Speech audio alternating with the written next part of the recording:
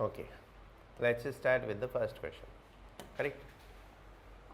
A charge conducting sphere A having charge Q is brought in contact with another identical uncharged sphere B which is capped on ground with the help of a conducting stand as shown in figure. The final charge on A and B. Right? Try to understand each and every concept. ठीक है, हमको question solve नहीं करना है, समझना है. Okay अब देखो, ये कंडक्टिंग है, ये ग्राउंड है. ग्राउंड है तो ये पोटेंशियल जीरो होना चाहिए. इसको इससे कनेक्ट किया तो ये भी पोटेंशियल जीरो होना चाहिए. इसके अलावा कहीं और कोई चार्ज नहीं है, कहीं और भी कोई चार्ज नहीं है. तो ये पोटेंशियल जीरो तभी हो सकता है जब सारा चार्ज इधर से ग्राउंड में चला जाए. तो जब सारा चार्ज ग्राउंड में चला जाएगा तो दोनों पे चार्ज कितना बचेगा? कुछ भी नहीं. राइट? अब मैंने ये बोला क्योंकि ये ग्राउंडेड है तो सारा चार्ज ग्राउंड में चला जाएगा. सिर्फ इतना मत समझो, साथ में मैंने और कुछ बोला है कि इसके आसपास कोई और चार्ज नहीं है, इसलिए. ठीक है, अगर यहां कहीं पे कुछ और चार्ज होता, से पॉजिटिव चार्ज होता यहां कहीं पे, तो इस चार्ज की वजह से यहां पे पॉजिटिव पोटेंशियल होता. This is what I told you in the last class, जब मैं इंडक्शन वाला समझा रहा था. इस पॉजिटिव की वजह से यहां पे पॉजिटिव पोटेंशियल होता, बट एक्चुअल में पोटेंशियल जीरो होना है. तो ये दोनों बॉडीज क्या करती? ग्राउंड से नेगेटिव चार्ज ले लेती. राइट? तो ये बॉडीज ग्राउंड से नेगेटिव चार्ज ले लेती. तो ग्राउंडिंग नेवर मीन्स के चार्ज जीरो हो जाएगा. Grounding always means potential zero हो जाएगा, क्योंकि यहां कहीं कोई चार्ज है ही नहीं. तो पोटेंशियल जीरो होने का एक ही तरीका है, टोटल चार्ज जीरो हो जाए. So what will be the charge on both? Zero, zero, zero. Correct?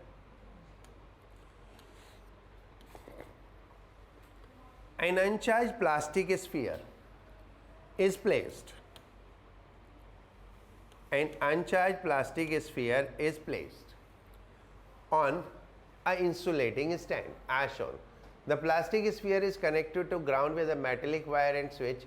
A positive charge rod is brought near to plastic sphere as shown. For this arrangement, mark out the correct statement. Statement बाद में पढ़ो, पहले ये देखो कि ये करने से होगा क्या.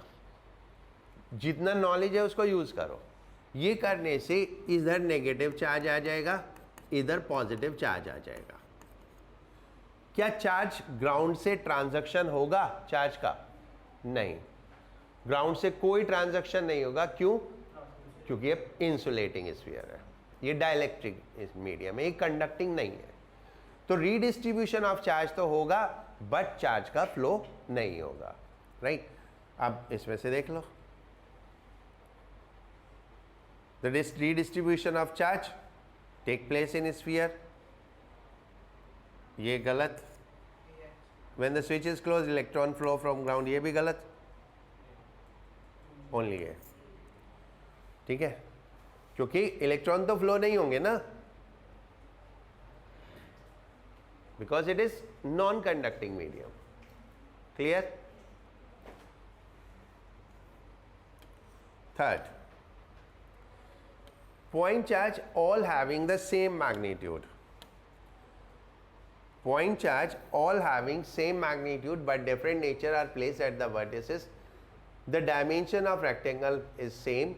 The electric field intensity at center in first configuration to second.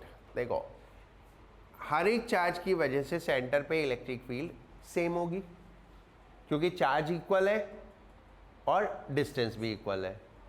ठीक है, तो मैग्नीट्यूड ऑफ इंटेंसिटी सेम होगा, सिर्फ डायरेक्शन अलग होगी. आई विल गो 1 2 3 4, है ना? 1 2 3 4. Right? So positive charge this is E1, negative charge this is E2, positive charge this is E1 E3 and this is positive charge किधर? इधर E4. Right? So now the net electric field is 2E0. दो same direction में, इतना समझ में आया? अब इसमें आओ, ये माइनस इस तरफ, ये माइनस इस तरफ, ये प्लस इस तरफ, ये प्लस इस तरफ, तो ये हो गया अब सिस्टम कैसे 2E0 एंड 2E0, तो ऑब्वियसली 2E0 से तो ज़्यादा ही होगा, टोटल मिला के 2E0 से तो ज़्यादा ही होगा, बट कैलकुलेट करेंगे तो कितना होगा, क्योंकि ये 90 डिग्री है, तो a square plus b square under root, so that will come as 2√2E0, और ये कितना था 2E0, so which one is more, second case is greater, right, clear हो गया।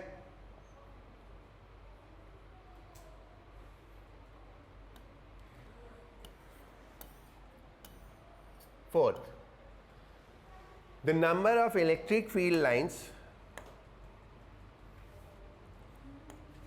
मेरा पेपर, मेरा असाइनमेंट एंड ऑल सब कुछ उस पर्पज से बना होता है कि आप मैक्सिमम चीज़ें सीख सको, ठीक है। Like I can not take everything on the board, तो I give it through questions, correct, कि सो दैट तुम करो, डिस्कस करेंगे तो सामने आ जाएगा। The number of electric field lines crossing an area delta S is N1 when delta S is parallel to electric field, ये parallel to electric field है ऐसे, तो ये हो गया एंगल कितना 90, right, and then next case while number of field lines crossing the same area when delta S makes an angle 30 degree with electric field, तो ये अब ऐसे हो गया, तो नॉर्मल कितना हो गया, ये नॉर्मल, तो एंगल कितना हो गया 60 डिग्री, ठीक है। तो किस केस में ज़्यादा होंगी फील्ड लाइंस, सेकेंड में, क्योंकि फर्स्ट केस में तो जीरो होगी, फर्स्ट केस में तो flux, field line is flux, flux is what E A cos theta, and in this case theta is 90 degree, तो flux is zero, in this case it is not zero, so which one is more, N2, correct, ठीक है, मुश्किल है नहीं, हो गया। Fifth, consider a non-conducting shell as shown in figure. A non-conducting shell as shown in figure, 2 point charges are inside the cell and 2 are outside the cell. If we apply Gauss law over the non-conducting shell as Gaussian surface, the electric field on left hand side of Gaussian surface is due to. I told you many times while I was teaching the Gauss theorem. Gauss theorem is for flux, not for electric field. तो अगर मुझे किसी भी position पे electric field निकालनी है तो वो सब चार्जेस की वजह से होगी. Only the charges inside will not include. Charges inside will include for the flux purpose, ठीक है, not for the electric field purpose. Correct. तो what will be there?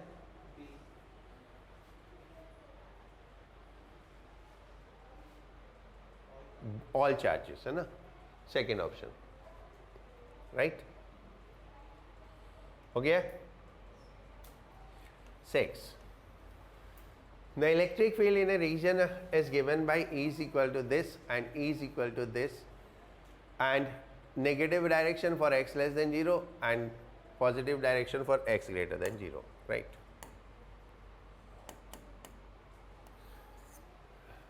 A closed cylinder of length 2 meter and cross section area, ये ऐसे है.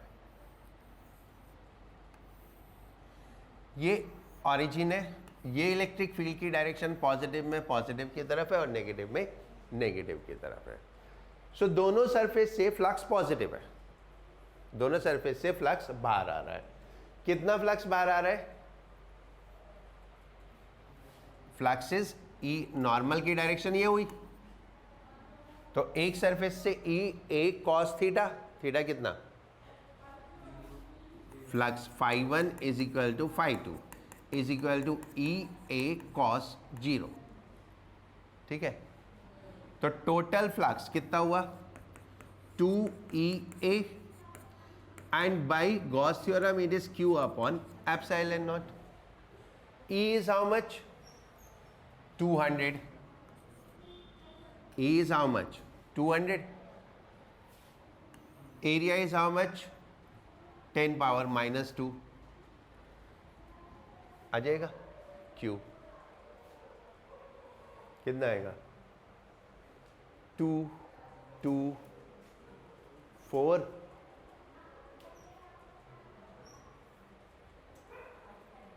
Right. 2 ये आएगा. 2 into 8.854 1.77 आ जाएगा. Right.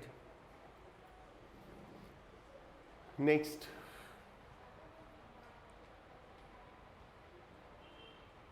हो गया. 7th, two fixed insulated copper sphere A and B each having same charge are placed at a distance which is very large as compared to radius, and in this situation they repel with each other with force F. Now another identical uncharged is first touched to B, then to A, and then taken far away. The new force of interaction between them.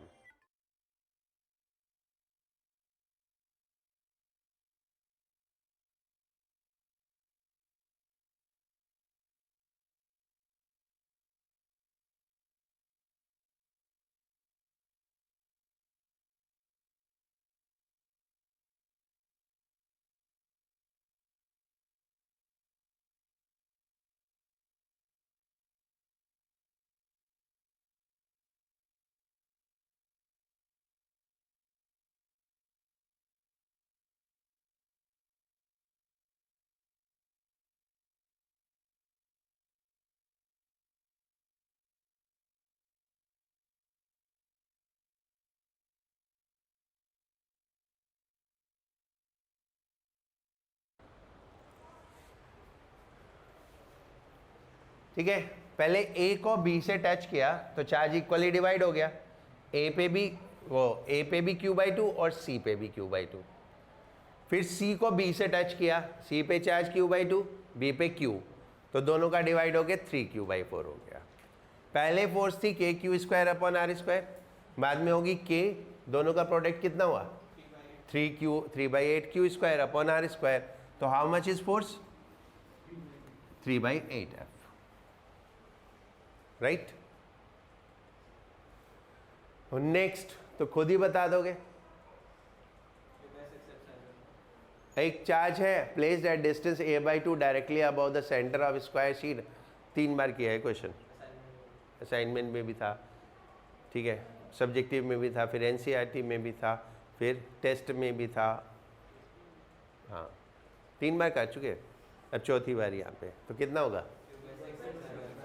हाँ अब इतना तो याद हो जाना चाहिए, और नहीं याद हुआ तो देखना कहीं बाल्टी वाल्टी मिल जाए तो. हाँ और क्या बोलूँ मैं. Okay now question number 9. अच्छा तुम बताओ, अभी तक मुश्किल थे क्या क्वेश्चन अभी इतने किए.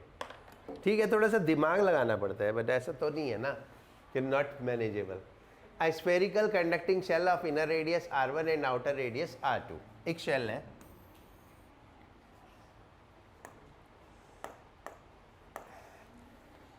शेल है, इसमें ऐसे है ये, है ना. अंदर का रेडियस R1, बाहर का रेडियस R2, और कंडक्टिंग है.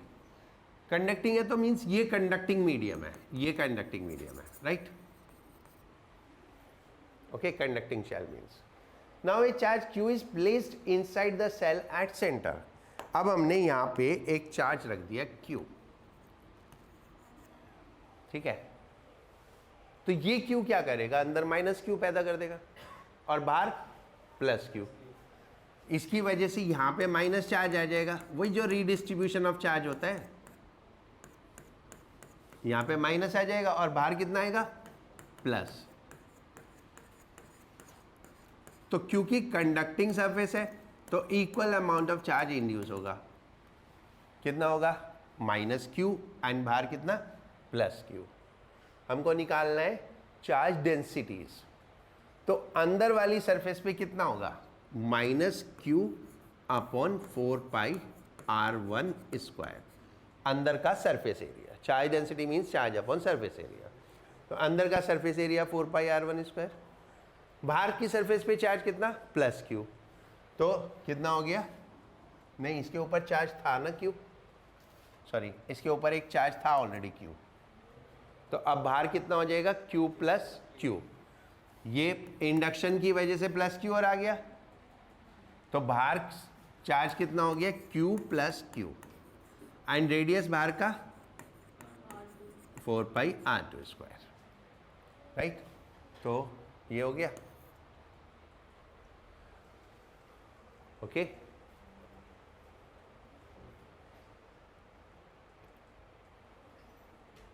डन। कुछ पूछने, नहीं, पक्का। Now 10. A positively charged rod is brought near to a conducting object. The rod is attracted to the object. From this observation, we can not predict. एक positively charged rod है, this is defined, है ना। एक positively charged rod है, ये defined है, is brought near a non-conducting object.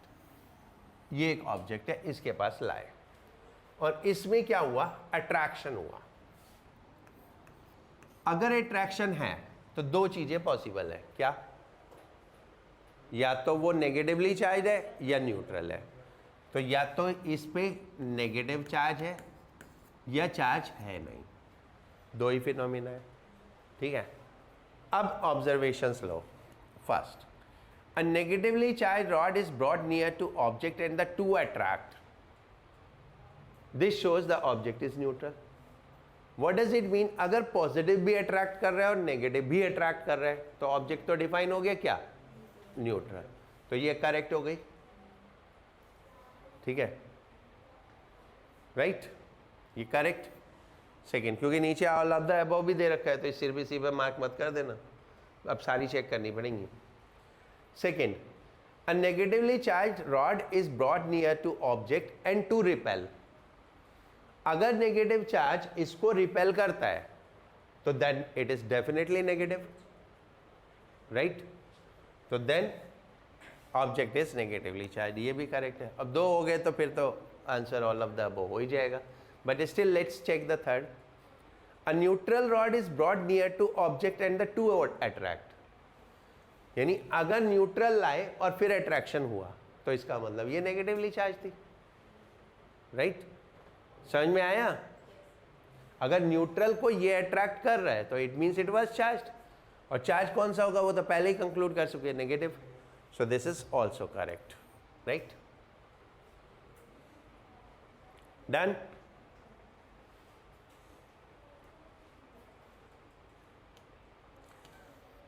Eleven. An infinite plane sheet of aluminum of area A has total charge Q uniformly distributed over its surface. The same charge is spread uniformly on upper surface of glass slab having same face area. The electric field intensity just above the center of the two plates. देखो charge same है, it will spread होगा, ठीक है, तो it will become a sheet of charge. तो sheet of charge conducting हो के conducting body पे हो या नॉन कंडक्टिंग बॉडी पे हो, दैट डजंट मैटर। तो electric field will remain same and that will not be zero. So what's the answer, A. भाई शीट ऑफ चार्ज है, आप ग्लास सरफेस की टॉप सरफेस को चार्ज कर दो या एक मेटल को चार्ज कर दो, दैट डजंट मैटर, है ना। तो field will be same for because of both, correct. 12th, if more number of lines are leaving surface than entering, यानी positive flux is more than negative, तो net charge is positive. If more number of field lines are leaving, means positive flux is more. Entering is negative flux, leaving is positive flux. So positive flux is more than negative, the net charge is positive. 13. A long straight wire is surrounded by a long metallic cylinder such that axis of cylinder coincide with the wire. The linear charge density lambda and cylinder has this field outside the cylinder at a distance r, outside the cylinder.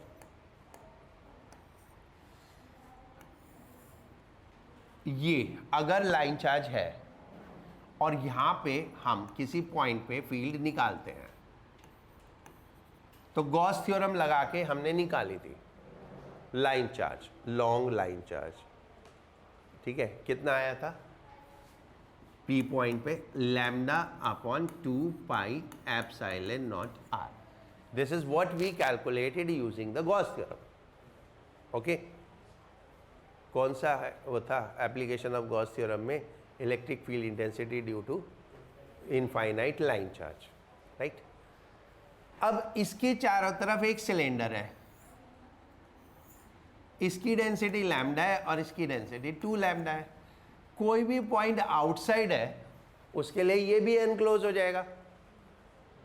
So it will become a line charge of density 3 lambda.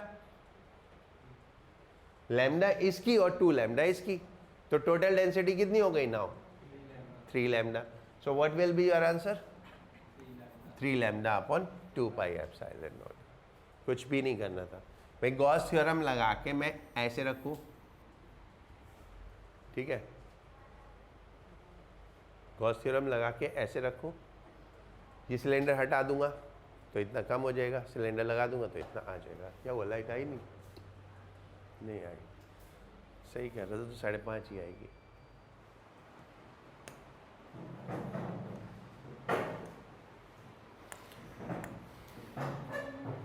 Good evening.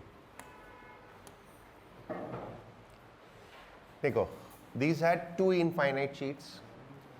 अगर मैं ये एक infinite sheet लूँ, इसके इधर हर जगह ऐसे field होगी, right. So let's say this is E1, E1, E1 and E1, right. If I take the sheet like this, I take the sheet like this, तो इसके इधर ऐसे फील्ड होगी, isn't it? So it will be like this.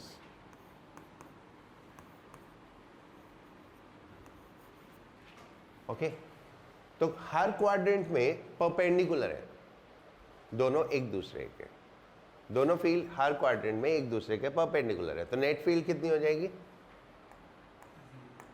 Net field will be perpendicular to E is equal to under root E1 square plus E2 square, right. और E1 E2 कितना है? that is sigma upon 2 epsilon not. E1 के लिए sigma 1 लगा देंगे, E2 के लिए sigma 2, ठीक है. तो वैसे तो एक ही ऑप्शन है जिसमें चारों इक्वल है, right. that is E1 is equal to E2 is equal to E3 is equal to E4 under root sigma 1 square plus sigma 2 square upon 2 epsilon naught. Done? Okay.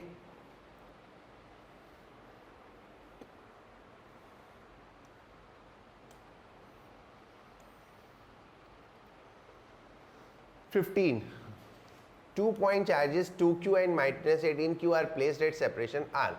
Find the location and charge of a test charge so that entire system is in equilibrium.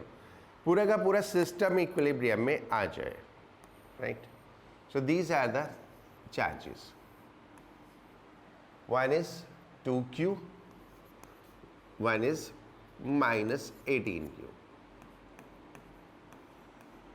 दोनों unlike charge है, तो बीच में तो third charge equilibrium में होगा नहीं, ठीक है, साइड में होगा, इधर दिस साइड और दिस साइड. लेकिन द जनरल कंडीशन बड़े चार्ज से दूर होना चाहिए, छोटे चार्ज के पास होना चाहिए. तो कहाँ पे होगा? यहाँ पे होगा. So this is the location of A charge Q. And क्योंकि तीनों इक्विलिब्रियम में तब होते हैं जब दो लाइक के बीच में एक अनलाइक हो. तो ये नेगेटिव है, तो ये चार्ज कैसा होना चाहिए? नेगेटिव होना चाहिए, यानी it must be minus, right. वो नेगेटिव होना चाहिए. ओके, सो नाउ अब ये तो ये होगा या ये होगा, ठीक है। अब वैल्यू निकाल लेते हैं, दोनों के बीच का डिस्टेंस कितना है, r, ये मान लेते हैं x, ठीक है। तो पहले तो हमको ये r कैलकुलेट कर, x कैलकुलेट करना है। x कैलकुलेट करने के लिए इसके ऊपर फोर्स इक्वल कर दो, ये 1, ये 2, ये 3, force on 3 by 1 and this is force on 3 by 2. So these two forces must be equal. F31 should be equal to F32. F31 हो गया K Q into, मैंने उल्टा कर दिया था, ये 3 2 है, ये 3 1 है, KQ into 18Q upon x plus r square and 3 2 हो गया KQ into 2Q upon x square, KQQ, this 2 9 18 और इसका अंडर रूट करेंगे तो 3x plus r is equal to 1 by x. तो this 3x is equal to x plus r, तो x is equal to r by 2 आ जाएगा. This you can calculate, है ना. x is equal to r by 2. तो x is equal to r by 2 तो आ गया. Now we need the value of small q. Small q की value निकालनी है, तो उसके लिए इस चार्ज पे फोर्स 0 कर देते हैं, बीच वाले पे. This is F21 and this is F23, उल्टा, हाँ F23. नाउ इन दोनों पे इक्वल कर देते हैं, सो that will be F21 is equal to F23. So this is K2Q into 18Q upon R square plus 2 और 3 के बीच में K equals KQ into 2Q upon R by 2 square, right? This KQ R square. This is 4 to 8, 4 and to 8 to 4. तो Q is equal to कितना आएगा, 4 आएगा तो 9 by 4 हो जाएगा, है ना. 18 to 36 and 4 9, 9 यही आएगा, 9Q by 2 आ जाएगा. Okay, right, done. कुछ पूछना है? हो गया.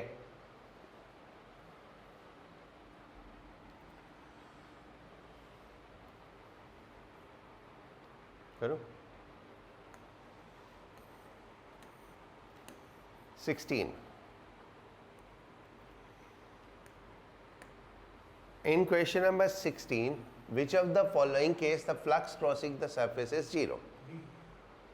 चार्ज बाहर हो और सरफेस क्लोज हो तो फ्लक्स हमेशा 0 हो जाएगा. ठीक है. The first surface is not a close surface, second surface is also not a close surface, third surface में अंदर चार्ज है, तो only the fourth option is possible. Only fourth option is possible, right. Okay. 17. For the situations shown in figure below, find the force experienced by the dipole, right? देखो, अगर charge dipole के ऊपर F force लगाता है, अगर charge dipole के ऊपर F force लगाता है Q एंड ये एक डायपोल P, if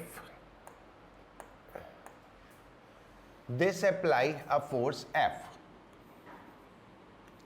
तो डायपोल चार्ज के ऊपर कितना लगाएगा? Same, in opposite direction, but same, right. So now हम डायपोल पे निकाल पाने में प्रॉब्लम है, लेकिन इस चार्ज पे निकाल सकते हैं। कैसे? डायपोल की फील्ड हमें पता है एक्सियल लाइन पे कितनी होगी, डायपोल की फील्ड एक्सियल लाइन पे कितनी होगी, r डिस्टेंस है, तो field by dipole, field by dipole at position of q E is equal to, ये एक्सियल लाइन है तो 2kp upon R cube. Okay, and force कितनी होती है, charge into electric field, force on q, F is equal to q E, right. तो this will be, it is in the form of epsilon naught ना, तो 2 into 1/4 pi epsilon naught p q upon r cube, so this is 1/2। Okay, कौन सा हुआ, first option. इस question में मैंने एक गलती की हुई है, आंसर सही है, सब कुछ सही है, मैंने एक गलती कर रखी है, कैन यू फाइंड आउट?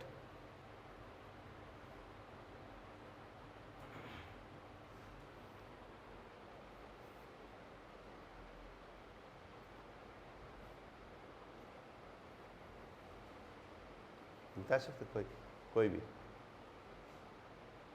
वो मेरे को करने के एकदम बाद पता चल गया था कि मैं कर दी, बट उससे ओवरऑल आंसर पे कोई फर्क नहीं पड़ना था, तो आई डिडंट से एनीथिंग। मैंने फोर्स की डायरेक्शन अपोजिट मार्क किया, ठीक है।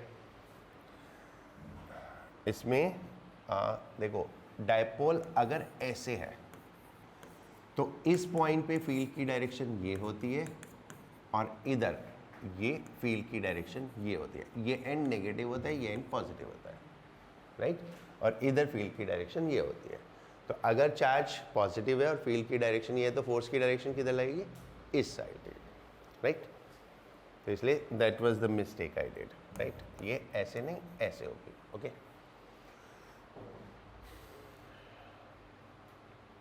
Done.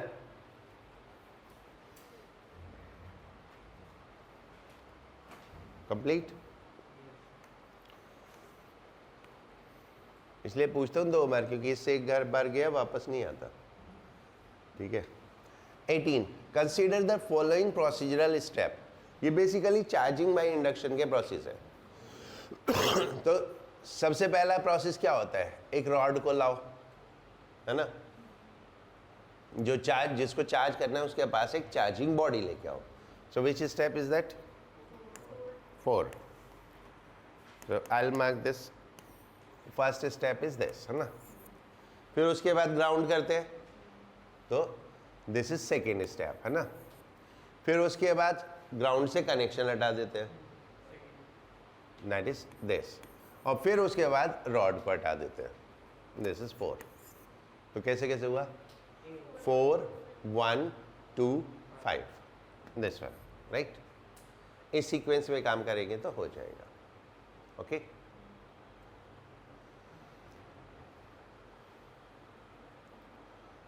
Nineteen, two charge particles Q1 and Q2 are placed at a separation. The charge Q1 experience an electrostatic force due to Q2. Now another charge has been placed in a separation from each charge in this situation. The force experienced by, दो charge में आपस में जो force है वो तो वही रहेगा, that is independent of absence और presence of the third charge. Q1 और Q2 की आपस की जो फोर्स है वो तो वही रहेगी। हाँ, थर्ड चार्ज हम लाएंगे तो net force on Q1 and net force on Q2 will change, right.